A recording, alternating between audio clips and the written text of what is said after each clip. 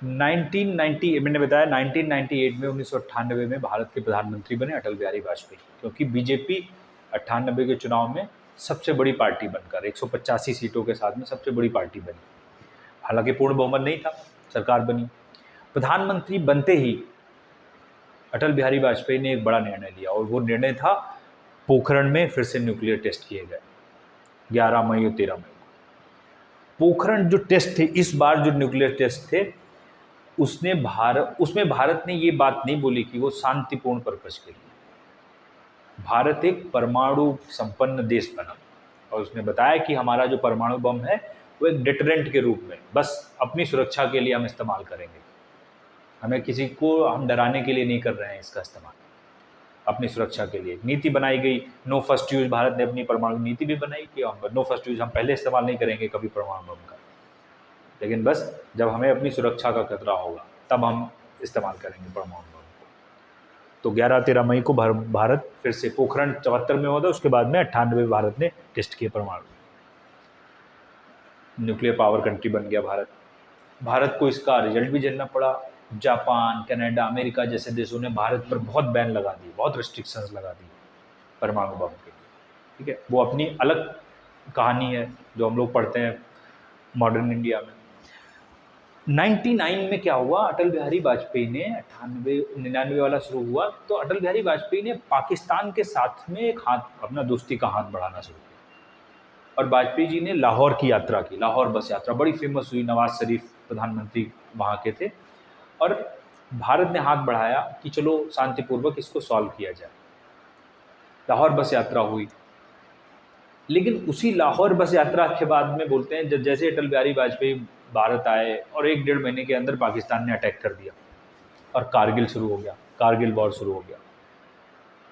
Kargil war बड़ा famous war, ठीक है, कारगिल को भी भारत ने जीता। मई 1999 की बात है, कारगिल में लड़ाइयाँ हुई कश्मीर की पहाड़ियों पे, टाइगर हिल पे भारत ने कब्जा किया, और वही बोफोर्स तोपें जो राजीव गांधी के टाइम पे खरीदी गई थी, उनका बोलते हैं कि इस कारगिल की लड़ाई में बहुत इंपॉर्टेंट योगदान, कैसे बोफोर्सों की मदद से भारत के जवानों ने फिर से कब्जा किया।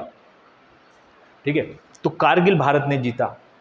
कारगिल जीतने के तुरंत बाद चुनाव हुए भारत में, और इस बार बीजेपी फिर से सबसे बड़ी पार्टी बन के उभरी 99 में। अच्छा, आप एक चीज़ देखना है, 98 में की जो सरकार थी वो 1 साल चली बस, 98 से 99, और जब संसद में बहुमत हुआ, वोट पड़ी, तो 1 वोट से सरकार गिर गई।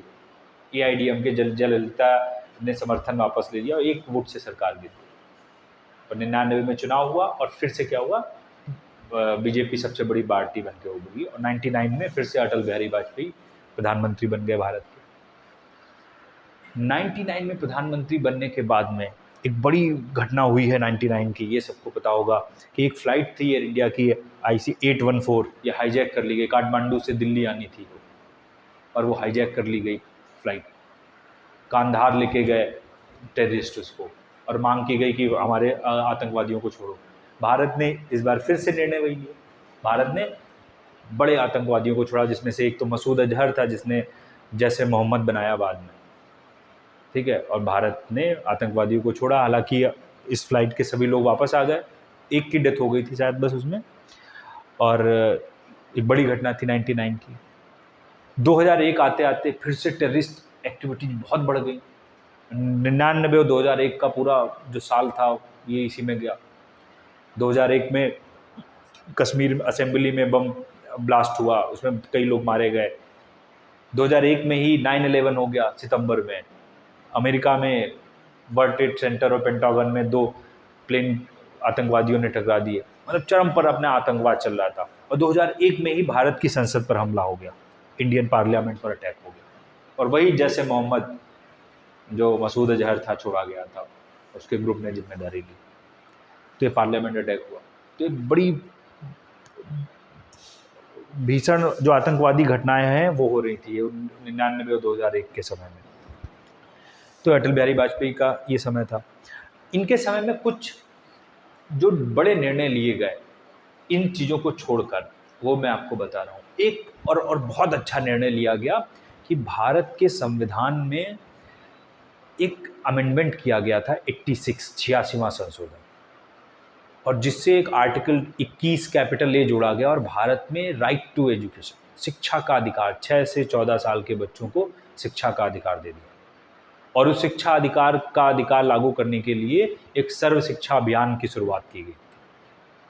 ठीक है, 2001 में सर्व शिक्षा अभियान चलाया गया था। दूसरा, अटल बिहारी वाजपेयी सरकार ने इंफ्रास्ट्रक्चर पे भी बहुत काम किया और प्रधानमंत्री ग्राम सड़क योजना बनाई गई, स्वर्णिम चतुर्भुज की योजना बनाई गई थी कि भारत के 4 बड़े शहर दिल्ली, मुंबई, चेन्नई, कोलकाता को नेशनल हाईवे से जोड़ा जाएगा।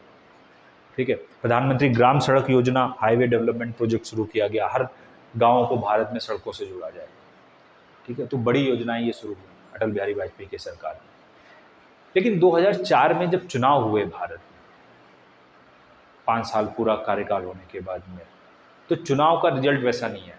चुनाव में इस बार कांग्रेस सबसे बड़ी पार्टी बनकर उभरी, उसको भी पूर्ण बहुमत नहीं मिला, लेकिन कांग्रेस सबसे बड़ी पार्टी बनकर उभरी और एक नई सरकार बनी कांग्रेस, और उसने अपने सहयोगी दलों के साथ में UPA, United progressive alliance, UPA सरकार का गठबंधन सरकार बनाई और डॉक्टर मनमोहन सिंह भारत के प्राइम मिनिस्टर बने।